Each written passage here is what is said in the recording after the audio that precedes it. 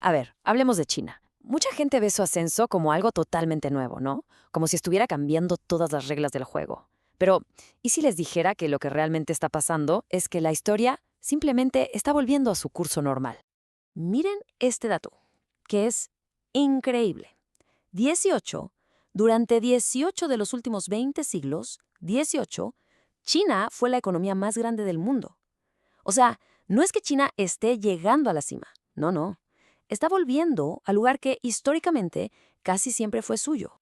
Entonces, claro, la pregunta es obvia. Si fueron tan dominantes por tanto tiempo, ¿qué pasó en el medio? ¿Por qué hoy hablamos de China como si fuera un país emergente? Bueno, la clave está en un periodo muy oscuro para ellos, uno que llaman el siglo de la humillación.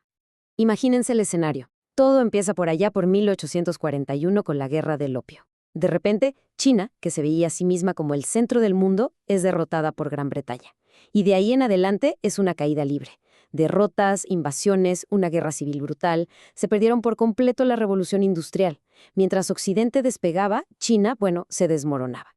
Pero entonces llega 1979 y empieza la remontada. Y lo hacen a una velocidad de vértigo. En solo 45 años, la pobreza extrema pasó de un increíble 90% a menos del 1%. Menos del 1%. Es literalmente el programa para sacar gente de la pobreza más exitoso y masivo de toda la historia de la humanidad. Una locura. Ok, ¿y cómo lo lograron? ¿Cuál fue la receta para este regreso tan espectacular? Pues miren, no fue siguiendo un manual ideológico estricto como uno podría pensar. Fue todo lo contrario. Aplicaron un pragmatismo que es muy, muy chino. Y esta frase de Deng Xiaoping, que fue el gran arquitecto de todo esto, lo resume a la perfección. Da lo mismo que el gato sea blanco o negro, con tal que cace ratones. ¿Qué significa? Pues que les dio igual si la solución era comunista o capitalista. La única pregunta era, ¿esto funciona para que la gente viva mejor? Sí, pues lo usamos. Y punto. Los resultados por encima de la ideología. Y aquí vemos la diferencia brutal con la Unión Soviética, ¿no? Es un contraste perfecto. En Moscú, con la perestroika, intentaron cambiar la política primero. En Beijing dijeron, no, no, esperen. Primero, lo primero, que la gente tenga para comer y pueda prosperar. O sea, reforma económica antes que la política. Ya sabemos cuál de los dos sistemas sigue en pie hoy, ¿verdad? Y esto nos lleva al motor de su sistema político, que no tiene nada que ver con lo que conocemos en Occidente. No es una democracia donde se vota cada 4 años, es una meritocracia, con raíces muy profundas en el confucianismo. ¿Qué quiere decir esto? Que para llegar a ser un alto cargo tienes que empezar desde abajo, en un pueblo pequeño, y demostrar con resultados, año tras año, que eres bueno gestionando.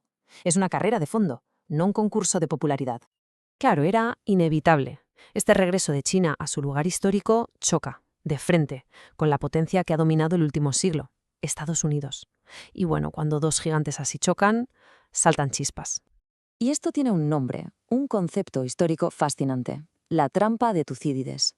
La idea es simple. Cuando una potencia que está subiendo como China amenaza el lugar de la potencia que ya está arriba como Estados Unidos, la guerra es un resultado muy, muy probable. Pasó con Atenas y Esparta en la antigua Grecia. La gran pregunta de nuestro tiempo es, ¿volverá a pasar? Y ojo, no piensen que esto es una discusión teórica que pasa lejos. Para nada. Ya lo estamos viendo aquí, en América Latina. Miren el caso de Chile. Ha tenido que frenar proyectos importantísimos, como un cable submarino con Huawei o la fabricación de pasaportes, por la presión directa de Estados Unidos. La batalla ya se está librando en nuestro propio patio.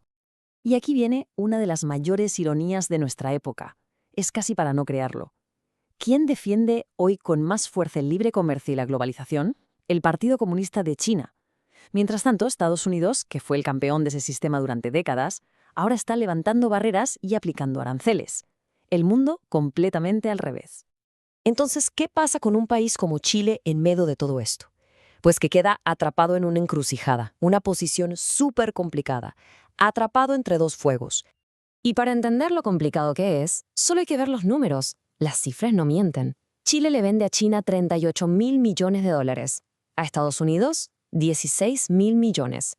Es más del doble. Económicamente, la importancia de China es simplemente gigantesca. No hay otra palabra. Así que ahí está el dilema. Por un lado, tienes a tu principal cliente, China, un socio que hasta ahora cumple y es indispensable para tu economía. Por el otro, tienes a tu aliado histórico, Estados Unidos, que te dice, oye, tienes que elegir bando y tiene que ser el mío.